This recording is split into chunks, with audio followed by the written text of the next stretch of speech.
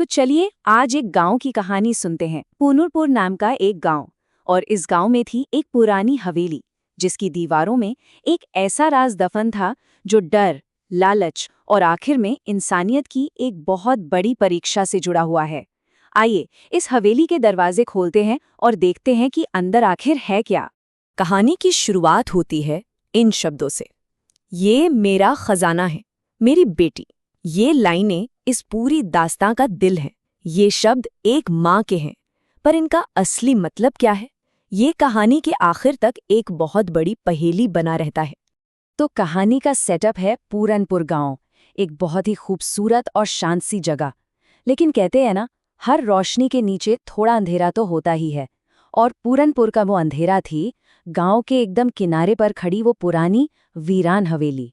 सोचिए, एक तरफ तो गांव था जहां के लोग एकदम सीधे साधे थे, अपनी जिंदगी में खुश, और दूसरी तरफ थी वो डरावनी हवेली जिसके पास से गुजरने में भी लोगों के पसीने छूट जाते थे। गांव वालों को पक्का यकीन था कि हवेली में कोई आत्मा रहती है, कोई अजीब सी बुढ़िया जो किसी को भी उसके करीब भटकने नहीं देती थी। और फिर एक रोज इस शांत गांव में 4 अजनबी आते हैं। राजीव, उसकी पत्नी रिया और उसके 2 भाई रमन और प्रेम। वो खुद को हवेली का वारिस बताते हैं और कहते हैं कि वो इसे बेचने आए हैं। गांव वालों ने उन्हें भूत प्रेत की कहानियों से डराने की बहुत कोशिश की, लेकिन उन्होंने इसे शहरी अंधविश्वास कहकर हंसी में उड़ा दिया। तो गांव वालों की सारी चेतावनियों को एक कान से सुनकर दूसरे से निकालते हुए ये चारों हवेली के अंदर घुस जाते हैं, और वहां उनका सामना उसी औरत से होता है जो गांव वालों के डर की असली वजह थी। हवेली के एक बिल्कुल अंधेरे कोने में उन्हें एक बूढ़ी औरत मिलती है, गौरी। जब ये लोग उसे वहां से जाने के लिए कहते हैं तो वो खजाने की बात करने लगती है, और बस खजाना शब्द सुनते ही उन चारों के दिमाग में लालच की एक चिंगारी भड़क उठती है। अब देखिए, राजीव और उसके भाई कितने चालाक थे। उन्होंने गांव वालों को भी खजाने में हिस्से का लालच दे दिया, और इसका नतीजा, जिस हवेली के नाम से पूरा गांव कांपता था, अब वही गांव उस हवेली को खजाने के लिए तहस नहस करने पर तुल गया था।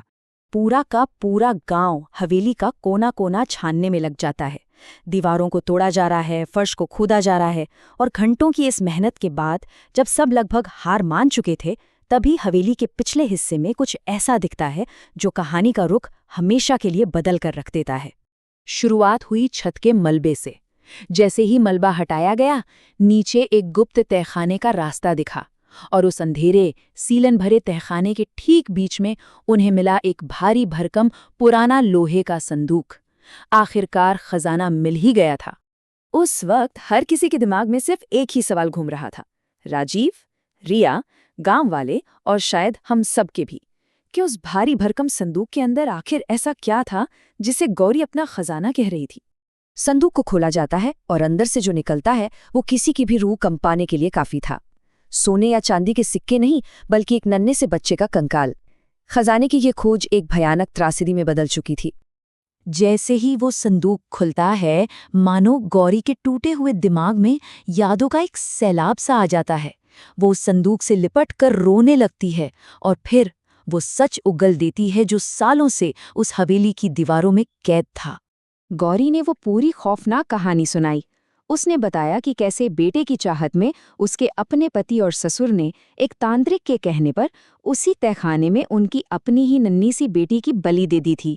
और जब गौरी को इस बात का पता चला तो एक माँ के अंदर का गुस्सा जागा और उसने उन सब का कत्ल कर दिया। इसके बाद उसने अपनी बच्ची के कंकाल को एक संदूक में अपने खजाने की तरह बंद कर दिया और धीरे धीरे अपनी याददाश्त खो बैठी। गौरी के इस सच ने हर चीज को बदल कर रख दिया। हवेली का तथाकथित भूत अब एक दुखी माँ की आत्मा थी, और खजाने के लालची शिकारी अब सबके सामने पूरी तरह बेनकाब हो चुके थे।